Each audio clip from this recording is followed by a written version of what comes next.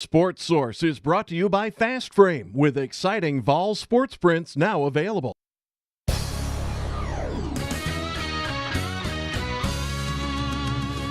You are watching East Tennessee's first and only year-round sports talk show on television. This is the Sports Source with your host, John Pennington. Good Sunday morning. Welcome into the Sports Source. Happy to have you joining us. Hope you're sitting there preparing for the snow to come and you're just going to say, you know what? For the next hour, I'm camping out in front of the Sports Source. This is probably the first episode we've ever done that would have to be rated TV mature. Unfortunately, we're going to be talking about the lawsuits revolving sexual assault allegations. We're going to be talking about a kind of a smear of an article on Peyton Manning that goes back and deals with his issues 20 years ago. And we have to cover that stuff. But as promised last week, we're also going to be talking about the most beloved figures in UT sports history. So full show. Let's go ahead and jump right into it. First segment brought to you by Phil Cobble, Fine Homes and Land. And I want you to take a look at this 3-bedroom, 3 baths, 3,800 square foot contemporary ranch home in Farragut. Vaulted ceilings, a huge screened-in porch, all for $479,000. Knoxville's boutique realtor, Phil Cobble, Fine Homes and Land since 1980. Give them a shout to look at properties just like that. All right. And now you can look at a panel just like this. We got Bob Hodge, Mike Strange, Jimmy Himes, Chuck Cavaleris. Gentlemen, thanks for joining us. We could spend a full hour talking about the federal lawsuit that was filed by 6 women this week against the University of Tennessee, specifically naming Jimmy Cheek, Dave Hart, Butch Jones for fostering an air of, an attitude that condones sexual assault on campus. They go all the way back to Peyton Manning issues in the 90s, Nilo Sylvan, the rapper Lil Jon. All this stuff is wrapped into this thing. As of right now, there's still only one of these cases where someone could wind up serving time. So that is something to consider in this. But here's what I want to get into first, just the level of the black eye. And we have some graphics to show you. Now, these are just websites from around the nation. Those will be up. Their director will just run through these. But you're going to see everything from Fox to People Magazine to the Washington Post. Everybody's picking up on this thing. How serious is this in terms of potential, in terms of what it could lead to? For Jimmy Cheek, for Dave Hart, for Butch Jones, could this be job loss type of situation if the lawsuit goes through and if any other allegations come out? How serious? Well, one, if there's any other allegations come out, I mean, the ante's already pretty high. Yes. More allegations are just going to make it that much higher. I'm going to, for right now, go with the worst thing that's going to come out of this is the bad PR. I don't think people will lose their jobs. I've read the same things that most people have read about this, but I think the worst thing for the University of Tennessee is that you're getting a national black eye over this. Gentlemen, anyone? I think there is a potential for somebody to lose a job depending on what the findings are, and that's what we don't know. Now, Bob may end up being right. It may just be the negative publicity. I don't know what they're going to find. I will say with every one of these situations, I've looked into them, and look, I don't know all the answers to them, but I think in some cases, I think there were some charges that are unfounded in a few of them. And as you mentioned, there's only one case still out there where there could be criminal damages against them. So I have a hard time believing that they have fostered a culture of sexual assault that is acceptable over there, because I know they've looked into a lot of these situations. Maybe the results just weren't what the alleged victims wanted. And I think that's a good point. And the other thing, you look at Butch Jones and how quickly he has acted. On these sexual assault charges, it is an immediate suspension. In the case of Von Pearson, who was never charged, he was suspended not only from the team, but he was suspended from the school. But Butch Jones has shown, if you're fostering a culture, it wouldn't seem that you would immediately suspend guys. Mike, Chuck, your thoughts on how serious this thing could be? Well, I think it's very serious. Anytime you have a federal lawsuit and you have this type of national negative publicity, and And is there some kind of paper trail that would implicate Tennessee beyond what you think is reasonable to assume that no, they're not going to condone this or they're not going to go along with that? So it's the old thing, where there's smoke is there fire. I mean, what do you find going into this and who all is implicated? And see, I'm sorry. Well, I think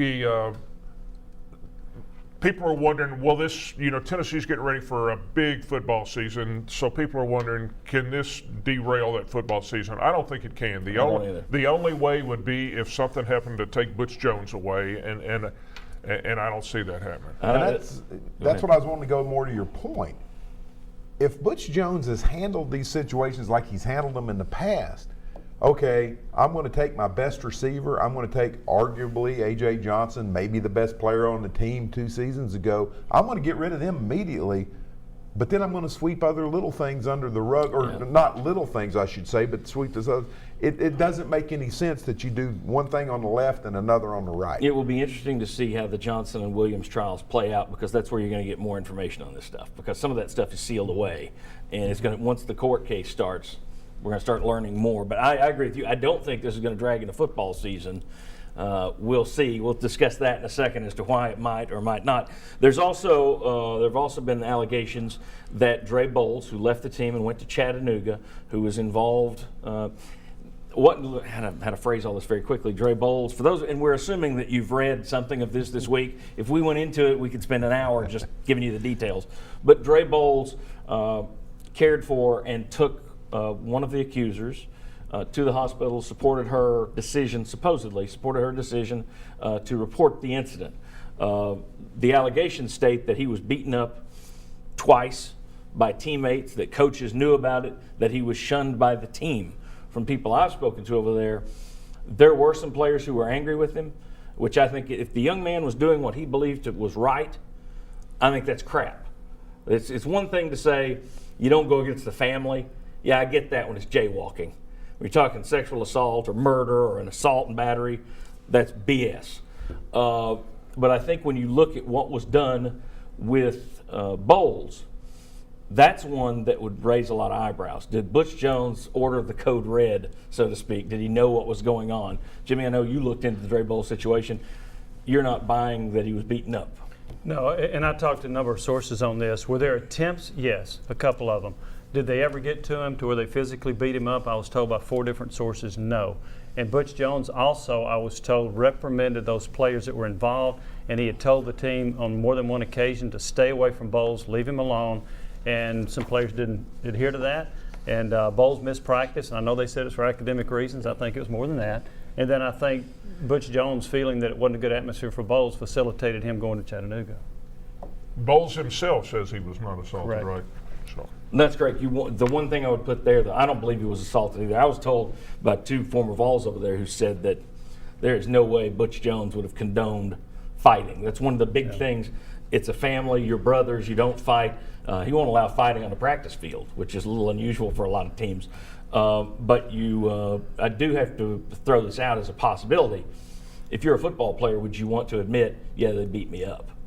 So that is out there, but I don't think he was beaten, but you do have to cover that base. Settle this or fight this. Some people are saying fight it. I say settle it. Settle it, pay the money, do what Florida State did. It looked terrible for them, but they settled and just had a top 10 signing class. They're fine now. I settle it. What do you think, guys? I don't think they settled. And the reason I think that is because of the firm that they hired. They hired a firm out of Nashville that is not inclined to settle. Now, it may be that they get into this thing and look at the evidence and say, you better settle this. But based on what I'm told and what they have, now Tennessee has settled others, but they haven't gone out and hired outside counsel to settle this. So I'm not sure they're not inclined to settle. They may have to, but they're not inclined to. I think you got to get to the bottom of what's the truth here. And if you're in the right, I don't settle. And then if you do settle, you're talking about pay. How much do you pay? How much is that going to be? Number yet. Yeah, is that going to be $5 million? I mean, is it going to be $1 million per victim? All right, so we got 2 people saying fight it. Well, what do you think, Mike? I think right now Tennessee, if they act like they're going to settle, You know, that's not in. Yeah, I'd at least bluster like I wasn't going to settle. Yeah, I exactly. would definitely bluster like. Bluster like you, yeah, exactly. When you and I talked about this a couple of days ago, I was 100% settled. I'm now 75% settled. I've backed off of that just a little bit, and Is that and I agree bluster? with. I Is that agree with- bluster on your part? I agree. No, it wasn't bluster on my part. It was reason, well Okay, thought out. we got a stuff. minute, go. So I would definitely push it to the limit before I settle. Yes, but again, here's the. You want to talk about it dragging over into the fall and being talked about every Well, single that's- Saturday? yeah. Then fight it. If you don't want to hear it every single Saturday, and you don't want it covered by Nancy Grace every night between now and next August, settle it. And Look for how those long who think, well, but if I'm in the right, okay, a lot of people here think Peyton Manning was in the right with his mooning, sitting on someone's face lawsuit, settled twice. So if it's me, right, wrong, indifferent, make it go away. Florida State didn't make it go away right away. No, they didn't. They Yeah. fought for a while. 3 years, was it? Was it that long? 2012. Finally gone away. Yeah, basically. It's finally gone away now. Paying the cash. Hey, look, we're going to do a screensaver there on the desk. All right, when we come back, we're going to talk about, we're going to have much more on this in overtime, by the way, today online. We'll tell you more about that later. Much more on that topic in overtime. When we come back, Tennessee basketball. Gosh, I'd almost rather talk about a lawsuit. Tennessee versus Missouri coming back on the Sports Source.